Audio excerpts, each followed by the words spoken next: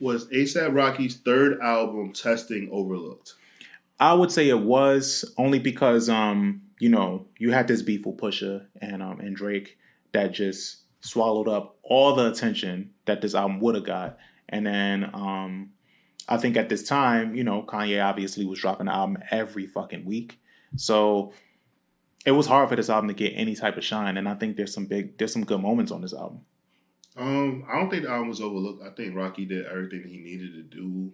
I just think that he just slowed down on it. Like, you got that, it came out on May 25th, and then, like, in June, like, Kanye just started that whole rollout, and then the Pusha and Drake thing happened, right? But, like, it wasn't like Rocky didn't go on a tour that summer. Mm-hmm. He only put out, I think, 2 videos. Mm.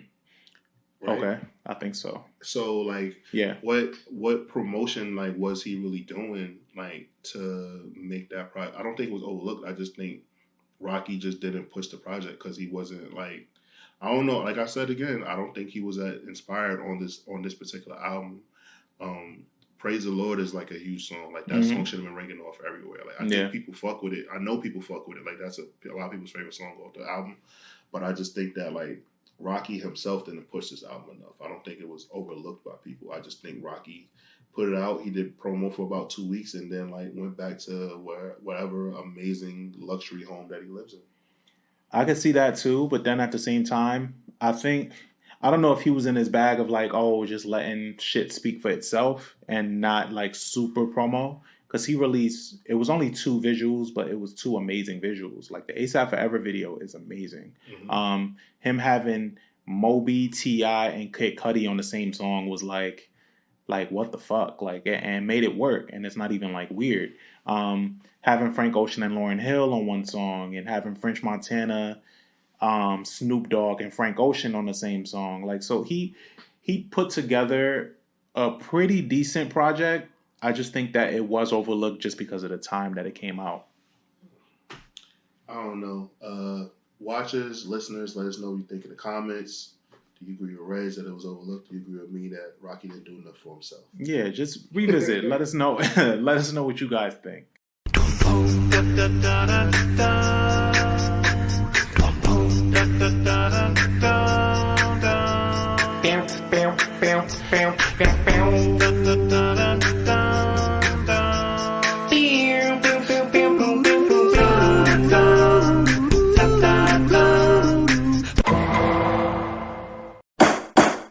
Welcome to Rap in Order, the interrogation of a hip-hop album, where we take some of the culture's most beloved hip-hop albums, put them on the stand, see if they stood the test of time. Now let's see who we got on the stand today. Welcome to another episode of Rap in Order. I'm First Class Regg. I'm Taurian B. It's a good shirt there, sir. Thank you. Good shirt there. Thank you. And today we're getting into, man, this guy is on top of the world these days, right? This guy is one of those, I guess you can call him a blog era MC, right? He doesn't really come up in the blog era rappers. Well, they just say ASAP Mob. Okay. Yeah. So in case you're wondering who we're talking about A$AP Rocky. This was his 3rd studio album, Testing. It was released in 2018, May 25th to be exact. And it came out at a very weird time, even though when you listen to it, it had blockbuster features. You got Lauryn Hill on here. You got Frank Ocean. Mm-hmm. You got Blood Orange on here. FKA Twigs, Kid Cudi, Skepta, French Montana, Kodak Black. It's a big, big album. What was supposed to be a big moment for him, unfortunately, was overshadowed by what? Remember the Drake and... Okay. Yeah, Drake and Pusha. Okay, so, well, it was overshadowed, period, because Kanye put out all those records in all those coming weeks, so it kind of like got buried. But yeah, Drake and Pusha kind of took over all of the news cycle. Yes, and so he was rolling this album out like it was supposed to be a really big deal. It was called Testing, so we knew that he was going to be experimental at the very least, and I think he was. And I think he was banking on this album being bigger than what it was. And when we were trying to think about albums that we were going to revisit, I was like, man, yeah, we should revisit Testing and see how digestible that is now compared to before. Because I'll be the first to admit, when it was dropping, I was looking forward to it. But then the turmoil and everything around centered around Kanye at that time, and around, and around Pusha and around Drake, and that being such a big deal, it kind of just like Taurian said, took up the news cycle, and I just didn't get to it because Duppy Freestyle was out, Story of Adidon. I wasn't trying to listen to fucking Testing. But when I visit it now, I have very different takes. What's your thoughts on this? ASAP Mob and ASAP Rocky especially, like they always are like ahead of the curve when it comes to like artists, sounds. Like Yams had a hand, like pretty much was the A&R that like Lil Uzi Vert, Playboy Cardi, Skepta. Who else am I missing here? Like a lot of the Lils that came out. They all fuck with them and they were all up on sounds before. But like they basically told us like, yo, next year this is going to be a big deal. So when Rocky made this project, I was like, all right, cool. Like I guess this is going to be what is certain, like what's to come. And when I listened to the album, like I have my standouts, but then also I'm like, yo, it sounds like he's trying to combine two songs. Like there's certain track where it sounds like two different songs. Yeah. And also one thing that really bothered me, right, is that like a huge bother is that Rocky, his vocals are buried under everything on this project, and it's just like it's off-putting, and it's like I'm like, this is what I feel like ADD is. Like if somebody had to describe it to somebody like this project, and I can't say that it's a bad album. I don't know how to feel about this album. Is what I'm saying. Like I remember I went to the album listening party for this. I had a good time. It was an up and down. I had a great time and everything like that. But like I just didn't. I didn't when this album first came out. I think I wrote an album review for it, and like I really didn't get it then. And then now revisiting it, I see that he was just trying to go. He was just trying to go somewhere where we not at yet. And he's exposed to a lot more than us. Like you know what I'm saying. Like he travels the world, and like Rocky's into like psychedelics. So it's certain things that like unless like you're on that same kind of time as him, like it kind of might throw you off. And the thing that was the most disappointing to me is that like I've always said this, I think that Rocky is like one of the most confident rappers like ever. Like but from his first mixtape till now, like his lyrical ability has not grown, has not gotten better. He just flows with confidence and like he talks his shit and his great is like very braggadocious New York, but that's about it. Yeah. Like it falls flat. Like I was really like I'm sorry I'm already telling you guys how I feel, but like that is like probably the most disappointing thing about this project. Yeah. Is that as a lyricist, like there's nothing there's no surprise. I think as Rocky has progressed as a rapper, there's been less emphasis on trying to be an MC over the years. I think he's more so focused on tying together these moments that you would never think about. Like even just having a song like ASAP Forever and having Moby on there with T.I. and Kid Cudi. It looks crazy on paper, but then you see how he works it out and it fits. Like it works for what he did. Yeah, I thought that was cool. Yeah, I thought it was dope. Or even on what album was that? That was on the Allah album, At Long Last ASAP. He had that song with Rod Stewart. Rod Stewart every day. Yeah, so like I think he's very much into the lyricism and everything is taking a backseat. He was never like the biggest lyricist, but like I think now in his career, or rather then in his career, he was just trying to combine these different moments that people wouldn't think about. And like you said, he's exposed to a lot more than we are. And I think the typical boom bap MC type perspective is probably boring to him. But he's obviously a hip hop fan. He's a fanatic to it. And he's just trying to combine worlds from what he's getting exposed to. Because Rocky, a lot of the thing that people used to put against him was that like he's a New York MC, but he didn't sound like he was from New York in a sense because he combined a lot of like Memphis sound with his raps. And he's learned to like superly like people have had no choice but to embrace that because he hasn't steered from that. Like he just still does that. But then you'll get elements where he'll add a Mos Def on there, or he'll have Wu-Tang influence and he's really, really good at combining the things that he's into. Yeah, marrying worlds. So, Yeah. I think that's true. Yeah. What are some of your faves from the album? I loved ASAP Forever. Okay. The video was amazing, and that's another thing with Rocky. Like his the way that he's able to tell stories with his visuals has always been incredible, and it's only gotten better because he got more money now. He's it can probably support more of his crazy creative ideas, so that's great. I think another one, Guns and Butter with Juicy J. It has like this really distinct Project Pat sample, fire. The biggest moment for this, and probably the only song that people really remember from this album, is Praise the Lord with Skepta. It's the best song on the album. Yeah, that's like the biggest moment that people are always like, yo. Exactly. The beat is so fire. And then Tony Tone. Tony Tone is another big moment on this album because it's the first time that I remember Diddy working with Rocky. I've never seen them work together, even though I feel like that should have been like a no-brainer. Both from Harlem, they both kind of are these braggadocious rappers. I don't know why that didn't happen sooner. Yeah, I don't know. I don't know. Rocky probably just too cool for Puff. To be honest with you, but for me, Distorted Records, like I love it when he's like confident and cocky. Praise the Lord, of course. Fuck Sleep, I really liked Fuck Sleep, even though you do need to sleep, ladies and gentlemen. OG Beeper. Oh yeah. 143rd. Purity. Yeah, oof. Purity. I gotta find peace of mind. That shit is like, Purity is really, really good. There's moments on this album that are really reminiscent of the older Rocky stuff that I like too, like Changes. Changes has like 3 different beat transitions in it, and essentially is 3 different songs, which is really good, and the storytelling is great. But then there's, there are some moments on this album that kind of drag, and I don't really need. I love the jazzy production of Brother Man with French Montana.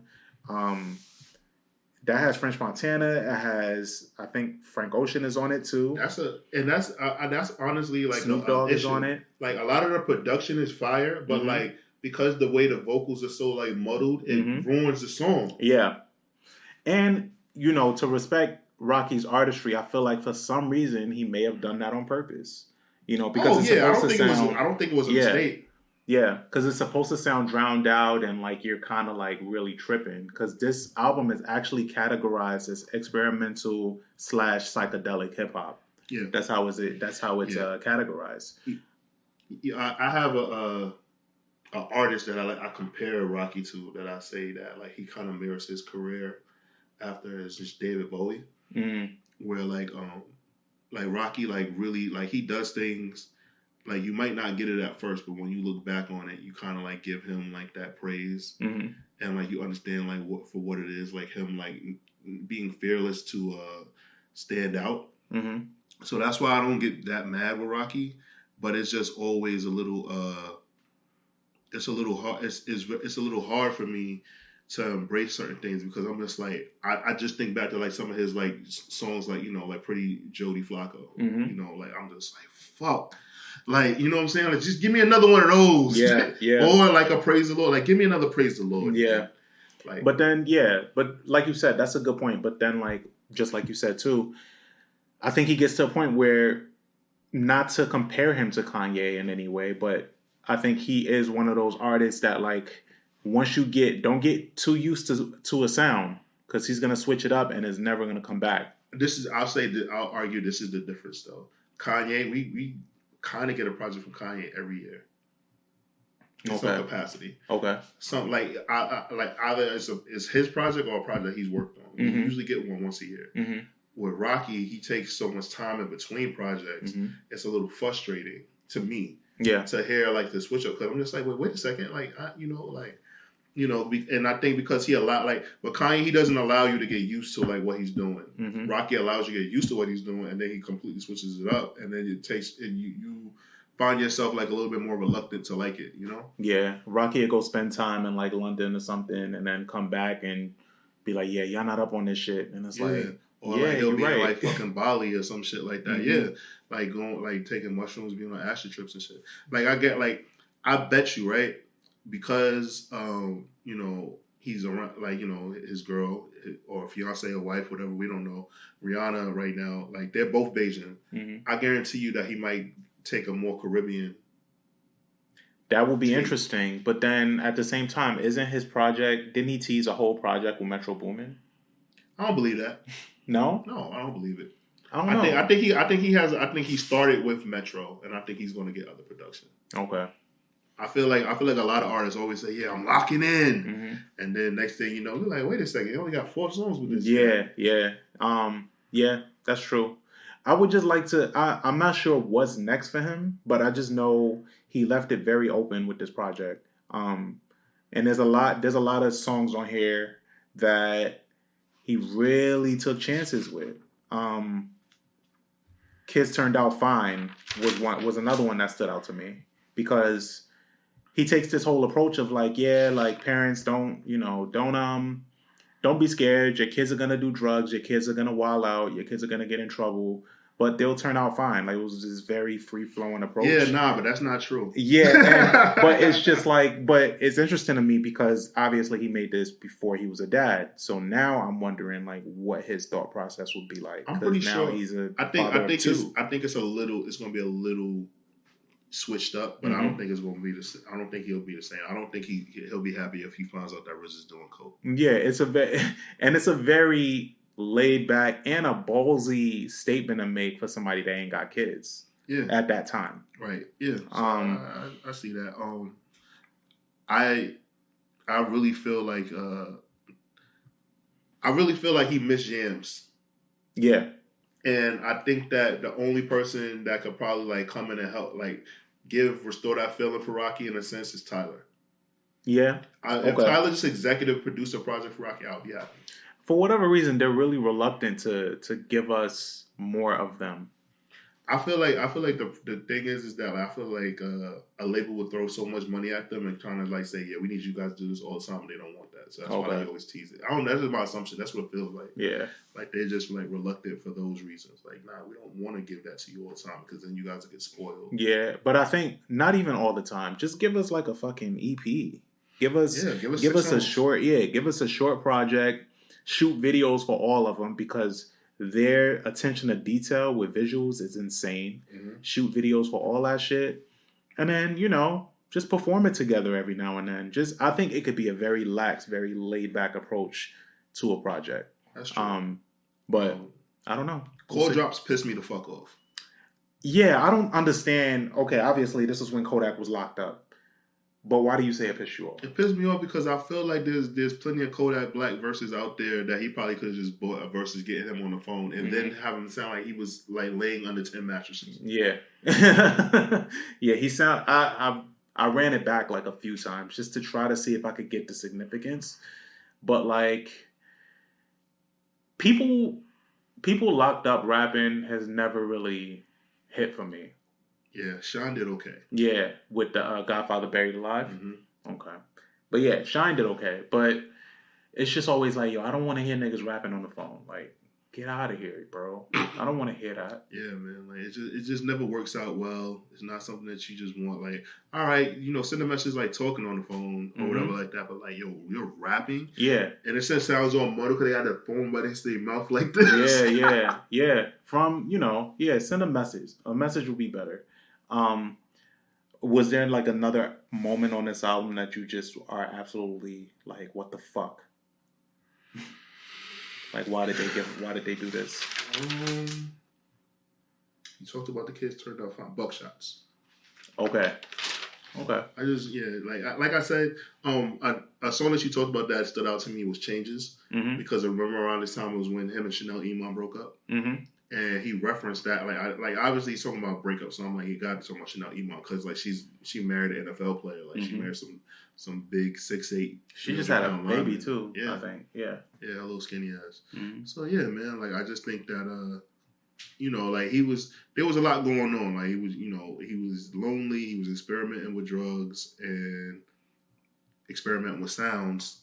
And I think that he was just trying to like find something. Like this album doesn't sound that inspired. It sounds like his creativity was on, but he wasn't that inspired to like make some project that like he could put a stamp on.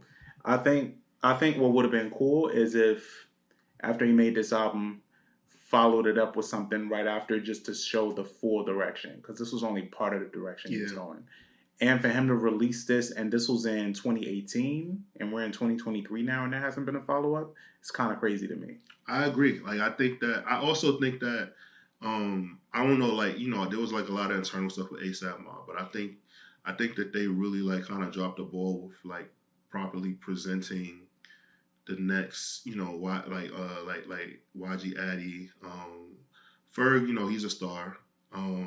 12E, like they just didn't. 12E drops like every other month. He does, but it's like there's no like he is just like they don't really promote him. They don't really promote him, and I think that they failed in elevating their crew, and it's crazy because it's like everyone like because of Rocky, but like everybody knows ASAP Mob, but it's just like Rocky, Ferg, and them other niggas. Mm-hmm. But it shouldn't be that way. Like they actually have really talented people in the crew and everything like that. So I don't know, maybe it'll be in the ASAP documentary and explain why niggas just didn't take off the way that they were supposed to.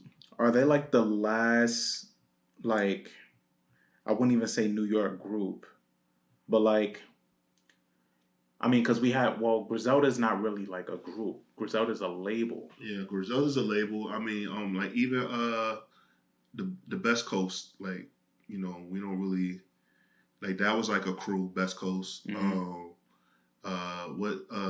Pro Era, Joey Badass, like like like it's like we really don't like right now. There's no collective that I know of that's based out of New York, like that's really like going like that now. Yeah, which sucks because I feel like if they got that part together, then it can only like go further. Like, why wouldn't groups want to have what Wu-Tang has, where like they're still active? I just think that right now in New York, as far as like artists breaking, is just a little bit harder. It's weird. Like at one point, it was so easy to break in as an artist. At one point, like SoundCloud era and shit like that, and then the labels came and like was like, all right, let's clean this up. Mm-hmm. Yeah, and they made everything a little bit more difficult. Yeah. I think a big part of this album that probably just didn't work for people, besides the fact that it was overshadowed by hip hop drama, was because it didn't seem like Rocky's heart was in this. It didn't seem like it. And like I said, if he really would have leaned into this more, maybe even did a short film, I think a short film would have been great for this. I actually think that would have been great as well, like a short film. And I'm pretty sure he did that. And also remember around this time, like he was like put in charge of like MTV Studios or some shit like that, and like he was like really trying to push the AUG brand, and it just and it's always weird to me when people say that, like they're like, yeah, I'm the director of this at MTV or this, and I'm like, what does that really mean? Yeah. Nigga, bring TRL back then, like what are you gonna do? But I think we're past TRL. I mean, it's over. But I'm just saying, like, when these people say that, like, they get these positions and stuff like that, it just seems like, nothing happens. It seems like they just get to, like, access to the studio or some shit like that. Nothing comes from it. I do want to read this statement that he wrote, that he said in GQ, pertaining to this album. He said, "My new album is really about testing new sounds. People are scared to test new sounds, so they go with what's current because it's the easy thing to do. The top 100 songs sound a certain way. People cater more to that because it's a bigger demographic behind that, or is guaranteed demographic behind that. I prefer to experiment and have my crowd grow with me and reach new crowds. I don't just rap, I actually make music. That's why it takes time. These sonics represent me." Do you think this is a proper like dissertation of where Rocky is headed or was headed? I think that was very time capsule. I think the next project that we're going to get from Rocky, I really think it's going to give us Island vibes. I really do. I really think like him because he stayed and where the fuck is Rihanna from again? I was about to say Bahamas. I know that it's called Bajan, but I just forgot like what country. Barbados. Yeah. I think because Rocky has he has Bajan heritage as well, so I think him living out there with her for a little minute and like them. I want to say that's where she had the baby. I'm not sure. Possible. I think we're gonna get island vibe. We're gonna get ASAP Rocky Marley. That'd be really cool. I mean, because he dropped a few singles. I think the album that's coming out this year is supposed to be called "Don't Be Dumb," but he dropped a few singles that didn't really chart or do much. He dropped that song called "That's My Bitch" with Rihanna in the video. Mm-hmm. He dropped Aria that was on the Nijo album, which was really good, and I feel like that could have been a proper introduction to that. But he's probably overcome with just all this new love in his life right now. Yeah, man. That's true, too. You definitely know he's going to get a dedication song to the babies. Oh, yeah. Yeah. But I just think that, like, Rocky, this wasn't as inspired. Like, his all wasn't put into this. This seemed like a label obligation. Like, I get, like, he put what he likes, but this wasn't him, like, giving his all. Mm-hmm. Okay. I could take that. Was there, as far as rating goes, where would you have this album? I give this album a 2.5 out of 5 Ooh. Okay. I would I did. Besides Praise the Lord, I have no reason to listen to this project.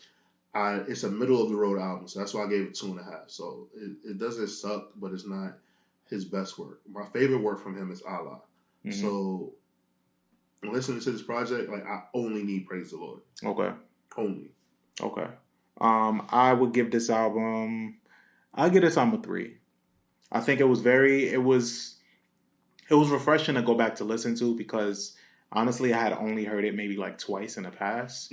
I didn't give it much time because there was a lot more exciting shit going on. But now when I listen to it, not knowing where Rocky is at, and this kind of being the last we've heard of him, it was super. I love the chances that he took on it. The songs that I don't need, I absolutely don't need. But the highlights on here, I really fuck with. You know, like we've named them already, but it just makes me more curious to see where he goes next. That we shall see. ASAP Rocky Marley on the way. Yeah, that's his prediction. Yeah. And I ain't mad at it. We are gonna see where he goes. I wouldn't be mad at that at all. But I do encourage you guys to revisit this album, see how you feel about it. You probably didn't even get a chance to listen to it because, like I said, you had a Drake and Pusha beef back then that was brewing. You had Kanye putting out an album every week. So this album just came out at the absolute worst time for Rocky, and I know he was kicking himself. Should have released a deluxe or something just to put more eyes on it again. He didn't care. He was going to buy clothes. Yeah, he didn't give a fuck. But yeah, I encourage you guys to re-listen. Let us know how you feel in the comments. I'm First Class Regg. I'm Taurian B. And we're out of here. Talk to you guys next time. Dun dun.